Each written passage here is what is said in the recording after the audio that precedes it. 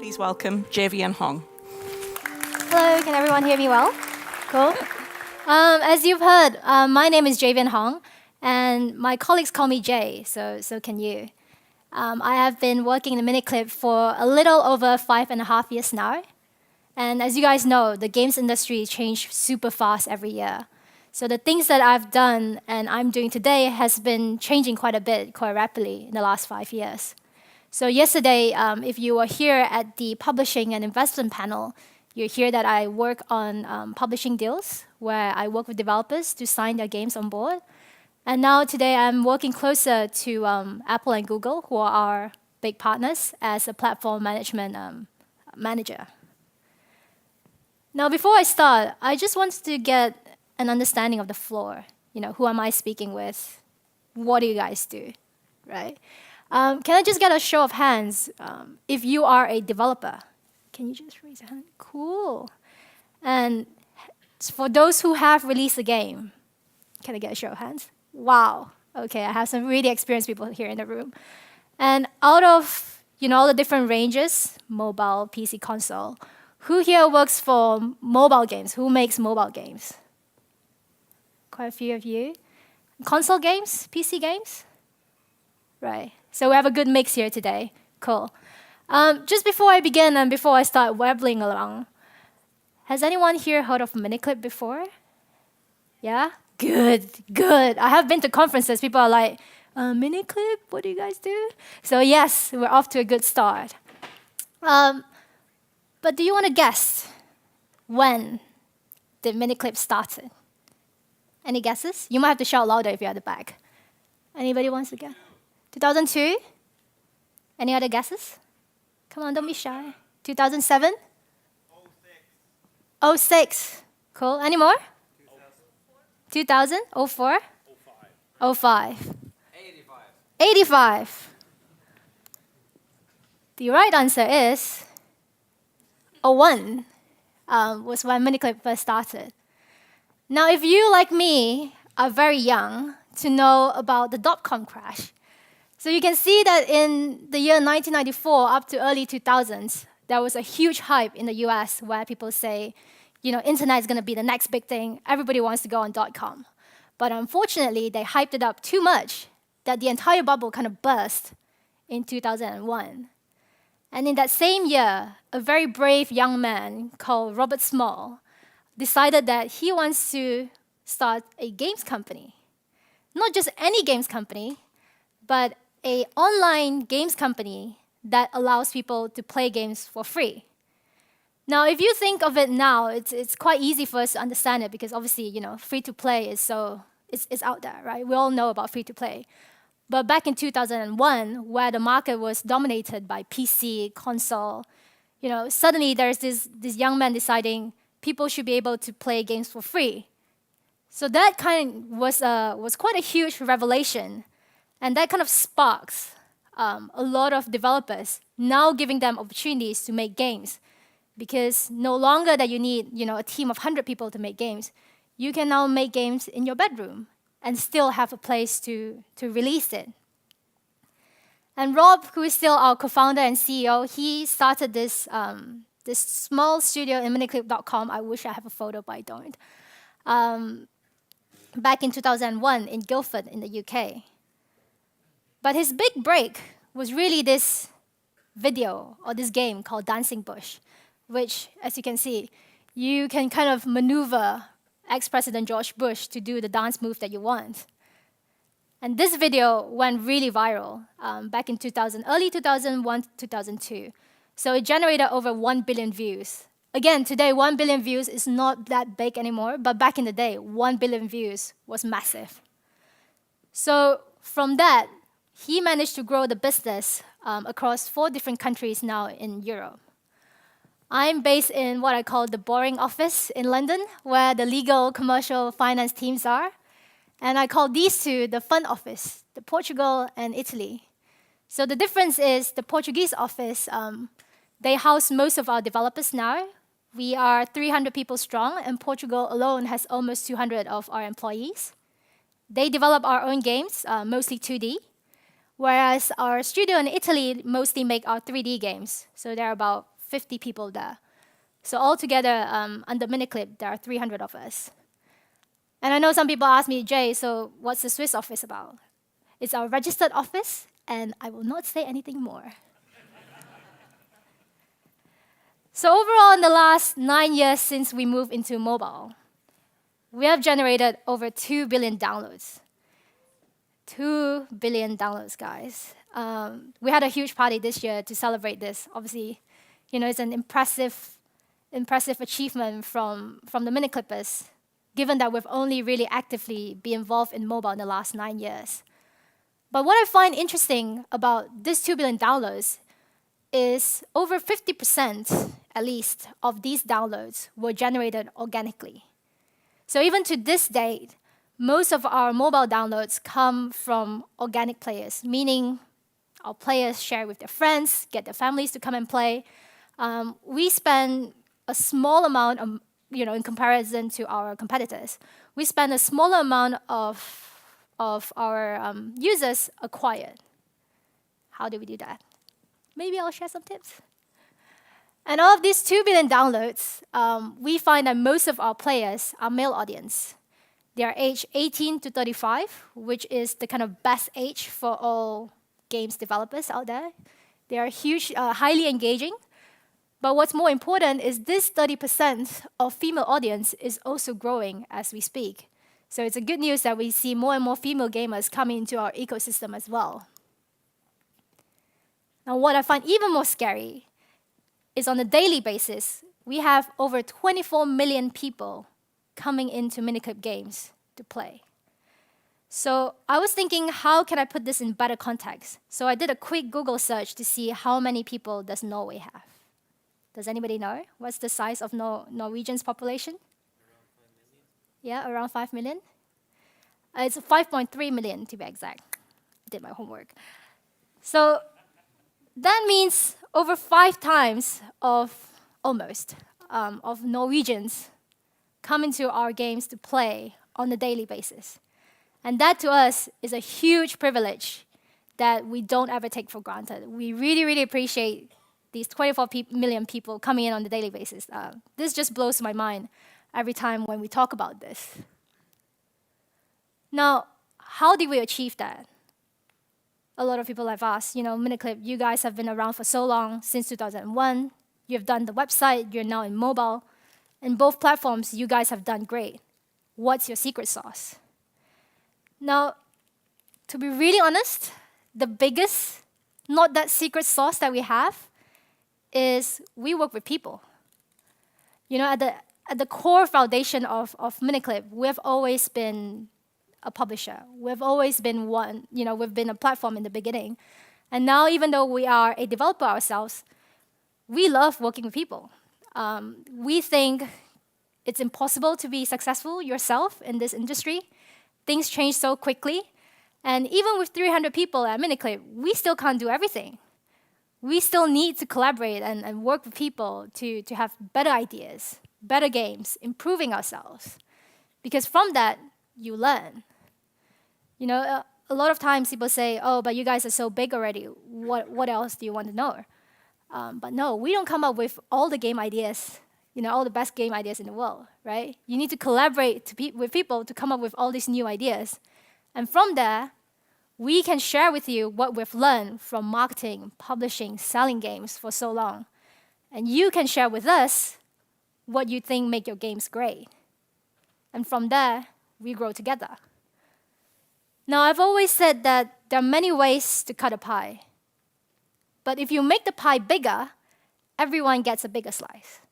There's no need to argue about, oh, I only get to eat 2 bites of this, why do you got 5? But if you make a huge pie, there's a slice for everyone, right? Now, I've been talking for quite a bit now, so just wanted to make sure you're still listening. Just a quick question. How many of you were at the publishing panel yesterday? Cool. How many of you were actually listening? Right. So I talked about yesterday, there was a question that was asked that says, at what stages do Miniclip as a publisher look at games? Anybody remember what I said about the stages of games that we look at? Did I hear you? See, no one was actually listening. But it's okay, I won't take offense. So at Miniclip, we look at games from as early as a prototype stage, even when it's super janky, only has the core loop, all the way up to games when it's published. It's out in the market, we don't care, we don't mind. So I thought to just give you an example of what I meant by we don't care that a game is launched. So this is a game called Bowling King that you can still find today. It's out on both App Store and Google Play. And it's been out since, I want to say, 2015. Published by Miniclip since 2016. Now, this is a game that was developed by a Korean developer called Phoenix Game. Oops, sorry. And they are a subsidiary of Bluehole Games, which, as you know, is the developers behind PUBG. So before they made PUBG, we were already working with them. See how cool that is. So when we started working with them, the game was already out for almost 10 months. We really liked the core game look. It was really fun. Very easy to play bowling game, which is the type of games that we like. But there were also some problems with it. Now, you've already seen my slide anyway. So this was the original marketing assets they have on the App Store. Now, as mobile games developers, publishers, you guys know it's super important to have really nice looking App Store materials so that when people spend that 5-10 seconds scrolling through, you want to get them to download the game, right? You want to get them excited. You want to make them feel like, oh, this is such an interesting game. I need to check this out, right? So this was originally the materials that they put up in the App Store. And we saw this, we said, this is great, but we don't think you're selling the game right. We don't think you're telling the players how amazing your game is. And we think there's something that you can improve here. So we started working very closely with Phoenix Games, where we said, here are our ideas, what do you think? Had a couple of brainstorming sessions. And so together, we came up with this. This is still being used today. I'm not saying this is the best example, in-house, but I'm saying this compared to the previous slides. This tells the players exactly what they're getting. The gameplay is customized. It's a multiplayer bowling game. There's tournaments that you can compete in. Check it out. So these kind of flashy marketing materials have helped to secure, obviously with all the other changes that we made, has helped to increase the downloads and the presence of the game right after we launched the game. So as you can see, before it was launched, it was still doing okay, just under 50,000 downloads. But once we started working with them, instantly we've been able to 10x their downloads. So again, this goes back to what I said before. If you're working by yourself, you can make a great product yourself, of course. But once you collaborate with other people, once you share your knowledge, once you learn from each other, better things could happen. To date, this game has done over 60 million downloads, and it's still growing. If you search for bowling, and I challenge you to do it now, on the App Store and Google Play, Bowling King is still the first organic search that appears. Now, I'm not saying all the ad stuff, obviously I can't beat the ads, but Bowling King remains the first organic bowling game that comes out in the market. Even though it's 4 years old, no one has been able to challenge the position. So again, this goes to show how much you could get by working with the right partners. Now, to give you a quick summary of the types of games that we look at, I know I talked about sports and multiplayer games yesterday. So on top of that, you have 8-ball pool, which is our #1 game. Can I get a show of hands who has not tried 8-ball pool? Good. You guys can download the game now. This is my user acquisition efforts for the day, yeah? So I get almost, I think I have almost 100 downloads today from Bergen. And from this big game, 8-ball pool, that we started in 2013, this kind of built up the multiplayer system engine that we have in-house. And from this core engine, we started developing Soccer Stars, which is a football game using similar physics multiplayer games engine. I mean, it's quite hard for me to describe it for you since you haven't played the game. So you might as well download the game and check it out so you know what I'm talking about, right? And then from there, we started having golf games and basketball games, sports. We love balls here at Miniclip. This is Carrom, an interesting title that we'll be sharing with you more in the later slides. But apart from sports, we thought, okay, so we have 24 million players, 70% of them are male audience. We know they like sports. We know they like multiplayer. What else will they like? So we started looking at two different spectrums. And one of it is I forgot to mention as well. These two games, Headball 2 and Darts of Fury, they are made by our sister studios, which are the studios that we invested in. Headball, again, is a multiplayer game. It's a football game, but isn't really a football game. You have to try to know what I'm talking about. And there's Darts of Fury, which is a multiplayer darts game as well. I should really know my slides. So on the casual spectrum, we started thinking more on a level where we say, okay, if you also play multiplayer, but you don't want to spend too much time thinking about some of these games, what can I offer you? So in 2015, we found this game called Agar.io. Do people still remember what Agar.io is? Yes? Yeah, it's basically the game where you start off as a small cell and then you grow bigger by eating other people, or you eat the pellets. So this Agar.io became a phenomenon on its own right. So they started to have a lot of .io genres out in the market. But then people started telling us, hey, Miniclip, you guys only do multiplayer games. What happens if I'm on the plane and I want to play your game? How do I do that? So we said, okay, no problem. You want single-player games? We'll have them. So this is Flip Diving and Flip Masters. We didn't develop the game. We work with a studio in Finland called Motion Vault, who developed these games. He was one guy in his bedroom developing these two titles. What we like about the game is its 3D physics. So it kind of goes back to the multiplayer physics games that our players like because it's physics-based. 2, it's a very small build. You can play it offline. There's no pressure. If you stop today, it doesn't really impact your scores. So these two games combined have actually generated over 100 million downloads after they've launched. So now we have really casual games. We have our main sports. Then we started thinking, okay, if we've done all this offline stuff, what else can we do, right? So we went to the other extreme, which is more mid-core games. Mid to hardcore, I would say, because they're not really that mid-core now. So War Wings, again, is a game that's developed by a Chinese developer called Mobile Fish that we're working with. We didn't make this ourselves. Mini Militia, that we are going to have a massive update soon, is a game that is developed by 2 US developers. Again, made by somebody else. Mask Gun is a PvP 5v5 shooting game that is developed by our friends in India. So as you can see, we are very good at making our very own sports DNA games, and then we work with people for the games that are not really our DNA, but we know our players like. And moving into that, in between sports and midcore, we also have 2 sports management games. This is Motorsport Manager. They are developed by our sister studio, Play Sports. So as you can see, just because we have sports as the core function, doesn't mean that we only do sports. We can always extend it to other genres that we think will fit into our audience, but we don't have to do it ourselves.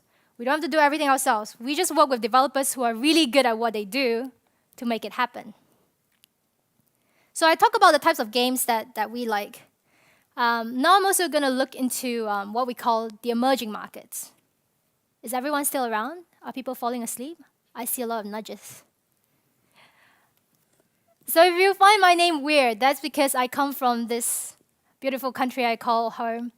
I come from Malaysia. Malaysia, truly Asia. This is the city of KL, which is the capital of Malaysia. So emerging markets have always been a market that is of great interest to me, because Malaysia has always been considered as a developing country, a market that has huge potential, something that has potential growth in the future. But the strange thing about emerging markets is, depending on who you ask, there are a lot of different definitions. Some people, for example, this is one example that I pulled out from Bloomberg, and they regard China as an emerging market, which, as we all know in the games industry, they're not an emerging market. They are super mature. They are a giant of its own. But it doesn't matter what the difference in definition is. The core similarity of emerging markets is it's highly volatile because the risk is high. That is partly because of the political issues or the socioeconomic environment. But the one thing that we can all agree upon is emerging markets represent a huge growth, even for the gaming industry. This is an example of the report that I pulled out from Newzoo. And as you can see, Asia, Pacific, and Latin America is now driving the growth for our industry. No longer are we looking at just the tier 1 markets, but these emerging markets are now catching up in terms of growing, in terms of size of revenue, DAU, players. Out of all of these countries, what I find most interesting and I want to talk a little bit about today is India. See, India is now the biggest countries in terms of downloads, even beating China in terms of emerging markets. Now, 2 years ago, when people were looking at China, Miniclip has already started looking at India. But why India, I hear you say? One of the reasons is because India has over 1.3 billion people, population size. It's massive. But to date, there's only approximately 250 million people in India who has a mobile smartphone. This means that market has an opportunity to grow 4x than what it is today, which is insane. And this is the DAU curve of India. It's not the latest one because I wasn't able to change the image in time. But this kind of gives you an idea. I promise you the number still goes up. This kind of gives you an idea of the DAU that you're seeing in India for Miniclip. I call this period the discovery period. And why is that? So you can see before this, before June 2017, we have just a growing but standard amount of DAUs. But suddenly, we realized that, holy shit, how did we double the DAU in India? What the hell happened there, right? This is when we go into what I call the experimental stage, because we started to think, okay, if we have this many players in India, what do they actually like? Again, this is back in 2017, where nobody really talks about India, because it's a market that doesn't make money. So we don't know where to start, right? But we figured, okay, we're going to come up with our own strategy if no one else is doing it. We're just going to figure it out and try and see what we can do there. The first thing we did was we try and do promotions. Now, I'm sure in your games you have different types of offers, different types of sales in your games already. So we know the Indians love a good bargain. So we started looking at what kind of bargain can we give them and when do we give them. Now, with 1.3 billion people, it's actually quite a unique country because there are over 30 different religious festivals that are celebrated in India. So we thought, holy shit, 30, what do we do? So we picked the first one that most people celebrate, which was Diwali. This is kind of like their biggest religious festivals. It's also called the Festival of Light. So we know people that celebrate this. And we started doing what I called a localized promotion, where during Diwali, people can go into our game, About Pool, and see these offers. The first time that we did it, back in 2017, our players loved it because they said, oh, Miniclip, this is the first time we're seeing a Western company actually putting in localized promotions in their game. Usually they don't give a shit about us. And so we thought, huh? They like this? Okay.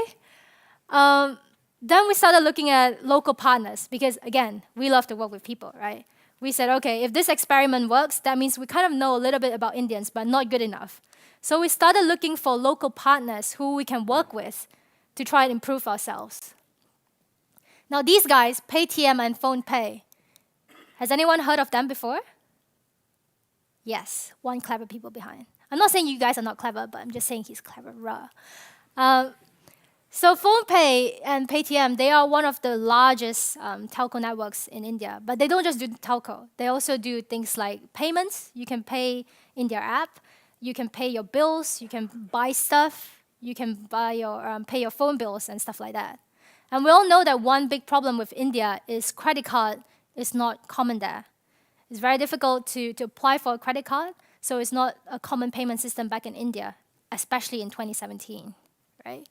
So, but what Google Play did really well was they came up with what they call a recharge code, which is essentially a gift card. So you can go to any shops, buy a recharge code, do a scratch card, and then you will have a serial number that you can include in your game to make any in-app purchases, in your Google Play account, to make any in-app purchases. So we started going to Google Play, PhonePe, and Paytm and say, look, we have a game called 8-Ball Pool. It has over 10 million users per day. What do you want to do with us? So they said, okay, let's do this kind of partnership, where in the game itself, we said to our players, okay, if you buy a Google Play recharge code from either PhonePe and Paytm, doesn't matter if you spend in 8-Ball Pool or not. As long as you buy this recharge code, we're going to give you a free item in the game. Now, in return, they did a promotion for us where they said, okay, go and check out 8-Ball Pool in their apps, which obviously also have millions and millions of DAU. As a result of this, we see a huge increase in terms of people starting to spend in 8-Ball Pool using recharge codes, because now they have a place to spend the money. They don't just have to go through credit card. And two, it also starts to build a brand for Miniclip itself and 8-Ball Pool amongst the Indians community.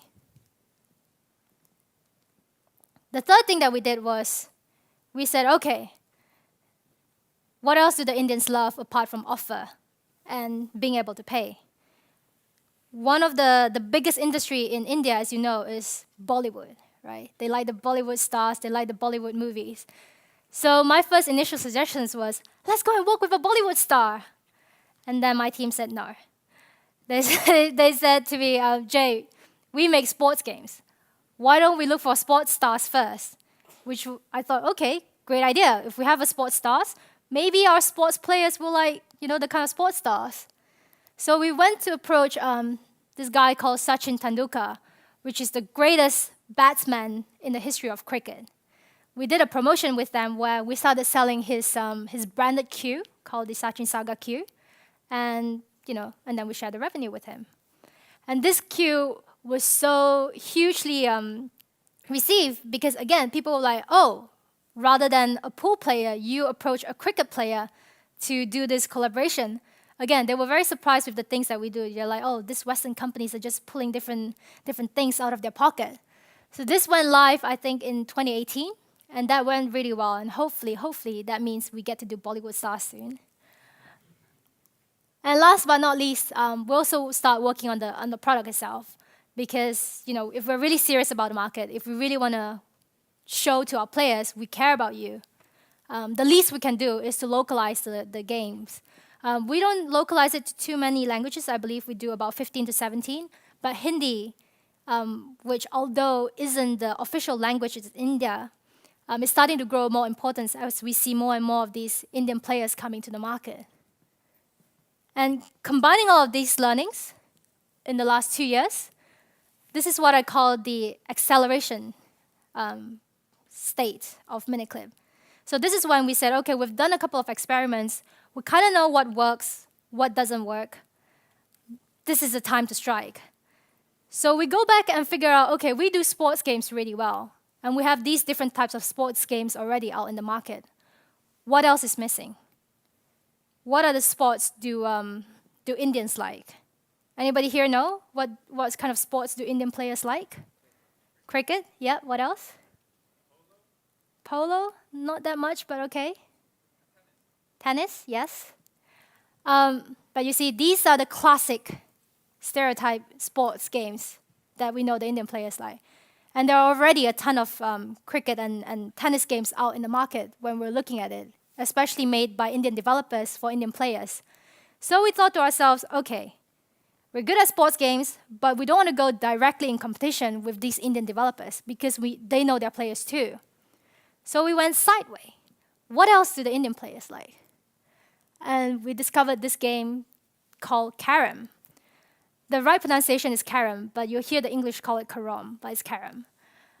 Carrom is this board game that you play. It's not really a sport, but we're going to call it a sport anyway. It's a board game that you play against another person by trying to get the pucks into the hole. I mean, I'm trying really hard to explain, but maybe I'll just let the video do the job. Okay, this is the test to see if the video works. Video works? Yeah. So you can see here's the table. 1v1, you either choose the white pucks or the black pucks.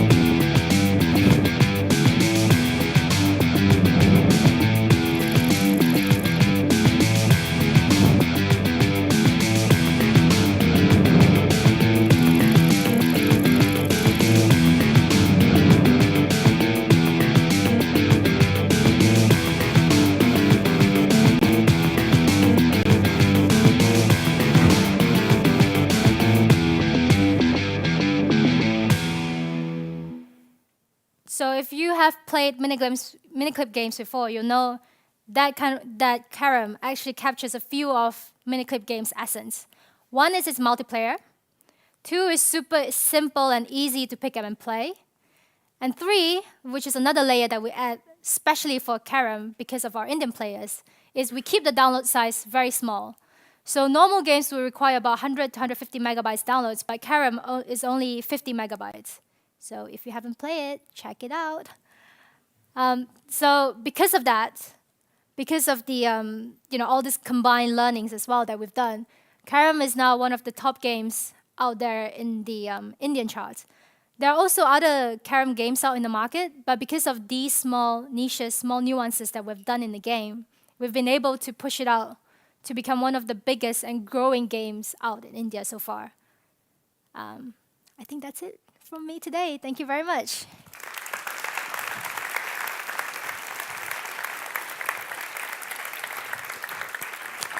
So I'm not sure if people want to ask questions, because now is your time to talk. The mic's at the front here. I can't guarantee you'll be able to leave the mic without downloading any of the games, but Yeah. Hey, great talk. What would be the best approach for developers here if they want to get in touch with Miniclip? And what would you look for? Well, first they send me an email and say hi. Another thing, you mean the types of games that we publish, or? Yeah, what would, if there is any developer here who might have an idea, or they maybe have a game, maybe they have a prototype, and they want to talk with Miniclip for a potential partnership? Yep, send us a prototype. We look at everything. If you have a prototype today, I'm here. Feel free to just share it with me. I would love to see what you guys have produced. So yeah, it should be as easy as that. Cool. Thank you. Thank you. Thank you for the talk. Thank the you. following is a question from the stream chat, where a question you asked about the monetization.